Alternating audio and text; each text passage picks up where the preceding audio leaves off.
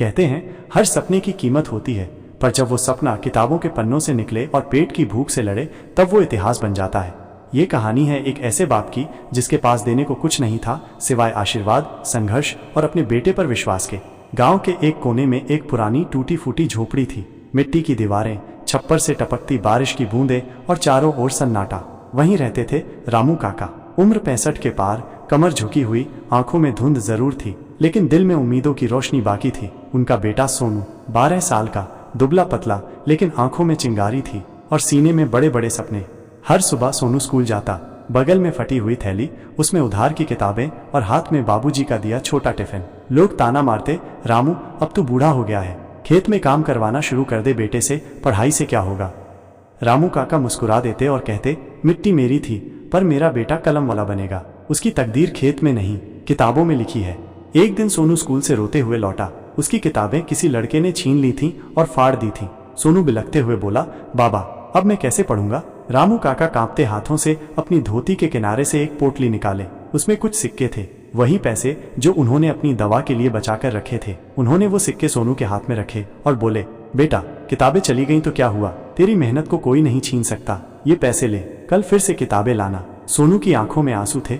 पर बाबा आपकी दवा। रामू ने उसका सिर सहलाया और बोले, तेरी कामयाबी ही मेरी सबसे बड़ी दवा है बेटा।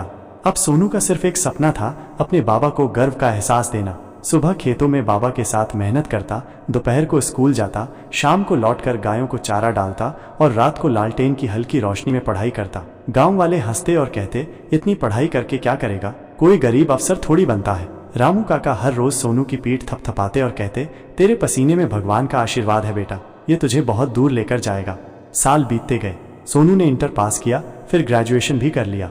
गांव वालों को यकीन नहीं हो रहा था। फिर एक दिन सोनू ने बड़ा कदम उठाया, अफसर बनने का इरादा लेकर परीक्षा दी। रामू काका मंदिर गए और हाथ जोड़कर बोले, हे भगवान अब इस बूढ़े की बस एक ही तमन्ना है, मेरा बेटा एक दिन वर्दी में दिखे।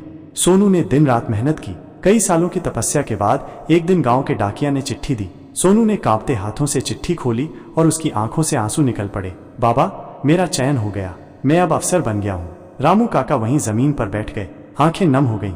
आज मेरा सपना पूरा हुआ बेटा, अब मैं चैन से मर भी जाऊं तो गम नहीं। गांव वाले जो कभी ताने मारते थे अब फूलों के हार लेकर आए। बोले, रामू काका आपने सही कहा था, सच में किताबों में ताकत होती है। कुछ महीनों बाद गांव की गलियों में पहली बार एक लाल बत्ती वाली गाड़ी आई। गाड़ी से खुद सोनू उतरा और दौड़कर अपने बाबा को गले लगा लिया। रामू काका की आंखों में आंसू थे, मगर अब ये आंसू दर्द के नहीं गर्व के थे। बेटा तुझ पर दुनिया हंसी थी लेकिन तू चुपचाप इतिहास लिख गया। अब वो पुरानी झोपड़ी सिर्फ एक घर नहीं थी, वो एक मिसाल बन चुकी थी। सीख, जब किताबें किसी गरीब के हाथ लगती हैं तो इतिहास बनता है। बाप का विश्वास और बेटे की मेहनत अगर साथ हो तो किस्मत भी झुक जाती है।